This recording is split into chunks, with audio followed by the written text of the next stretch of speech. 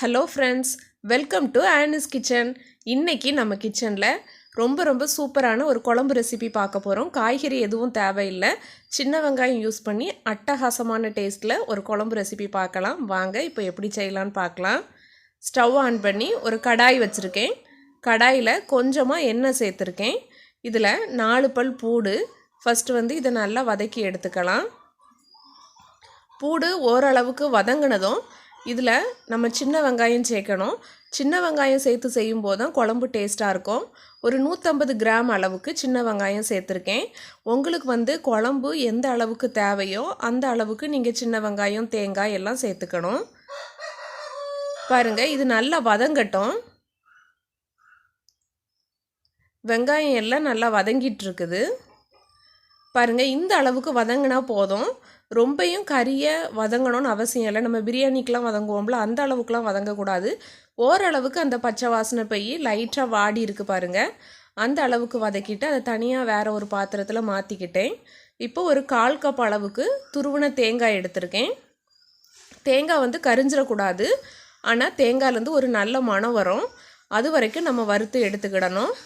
தேங்காய் பாதி அளவு வதங்கின உடனேயே இதில் ஒரு 1/4 டீஸ்பூன் அளவுக்கு மட்டும் சீரகம் சேர்த்துக்க போகிறோம். சீரகத்தையும் சேர்த்து நல்லா வதக்கி எடுத்துக்கலாம். இப்போ சீரகம், தேங்காய் 2ல் இருந்தும் நல்ல ஒரு மணம் வருது. இந்த டைமில் நம்ம ஸ்டவ் ஆஃப் பண்ணிடலாம். ஸ்டவ் ஆஃப் பண்ணிவிட்டு இதையும் நல்லா ஆற வச்சிடலாம். இப்போ நம்ம வதக்கி எடுத்த வெங்காயம் அதுவும் நல்லா ஆறி இருக்குது. ஸோ அந்த தேங்காவையும் ஒரு மிக்சி ஜாரில் சேர்த்துக்க போகிறோம். இது கூடவே நம்ம வதக்கி எடுத்த பூண்டு, சின்ன வெங்காயம் 2ஐயும் சேர்த்துக்கலாம். இப்போ மசாலா பொருட்கள் ஆட் பண்ணிடலாம். 1 டீஸ்பூன் அளவுக்கு மல்லித்தூள். நீங்கள் வெங்காயம், தேங்காயெல்லாம் அதிகமாக சேர்க்கும்போது மசாலா பொருட்களையும் அதிகப்படுத்திக்கணும்.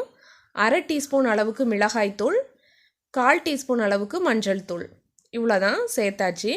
தண்ணி சேர்த்து நல்லா ஃபைன் பேஸ்ட்டாக அரைச்சி எடுத்துகிட்டு வந்துட்டேன்.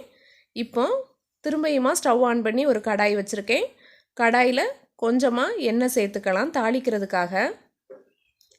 எண்ணெய் நல்லா சூடானதும் இதில் கொஞ்சமாக வெந்தயமும் கடுகும் சேர்த்துக்க போகிறோம். வெந்தயம் நல்லா பொரிஞ்சிட்டு இப்போ கடுகு சேர்த்துக்கலாம். கடுகும் சேர்த்தாச்சு. கருவேப்பிலை இருந்தால் நீங்கள் கருவேப்பிலையும் சேர்த்துக்கலாம். இப்போ நம்ம அரைச்சி வச்ச மசாலாவை இதில் சேர்த்துக்கலாம். இப்போது இந்த எண்ணெயிலேயே ஒரு 2 நிமிஷத்துக்கு இந்த மசாலாவை நல்லா வதக்கி எடுத்துக்கலாம். அதிக நேரம் வதக்கணும்னு அவசியம் இல்லை. ஏன்னா ஏற்கனவே நம்ம வெங்காயம், தேங்காய் எல்லாத்தையும் வறுத்து தான் அரைச்சிருக்கோம். அதனால் சும்மா ஒரு 2 நிமிஷத்துக்கு மட்டும் எண்ணெயில் லைட்டாக வதக்கிட்டு அதுக்கப்புறமா மிக்சி ஜார் கழுவி கொஞ்சமாக தண்ணி சேர்த்துருக்கேன். இப்போ ஒரு சின்ன லெமன் சைஸ் அளவுக்கு புளி ஊற வச்சுருக்கேன். அதை கரைச்சி எடுத்து அந்த புளி தண்ணியை இதில் சேர்த்துக்கிடுறேன். புளி புளி குழம்புக்கெல்லாம் சேர்க்குற மாதிரி ரொம்ப அதிகமாக சேர்த்துடக்கூடாது. கொஞ்சமாக உப்பு சேர்த்தாச்சு. இப்போ இந்த டைமில் குழம்புக்கு தேவையான அளவு தண்ணியும் சேர்த்துக்கலாம். தண்ணியை ஆட் பண்ணி நல்லா கொதிக்க விடுங்க. குழம்பு நல்லா கொதிக்கிற டைமில் நம்ம ஃப்ளேமை சிம்மில் வச்சிடலாம். சிம்மில் வச்சு ஒரு 5 நிமிஷத்துக்கு அப்படியே இருந்துன்னா எண்ணெய் பிரிஞ்சு வர ஆரம்பிக்கும். அந்த டைமில் நம்ம ஸ்டவ் ஆஃப் பண்ணிடலாம். உப்பு, புளியோட அளவை கரெக்டாக பார்த்து சேர்த்துக்கோங்க. இந்த சின்ன வெங்காயம் பயங்கர டேஸ்ட்டாக இருக்கும். நம்ம நல்லா வதக்கி அரைச்சி சேர்த்துருக்கிறதுனால சூப்பராக இருக்கும். நீங்களும் இதே போல் ஒருக்கா ட்ரை பண்ணி பாருங்கள். எப்படி இருந்துன்னு உங்களோட ஃபீட்பேக் அண்ட் கமெண்ட்ஸை எனக்கு தெரியப்படுத்துங்க. நல்லதே சாப்பிடுங்க, நலமாக இருங்க. தேங்க்ஸ் ஃபார் வாட்சிங்.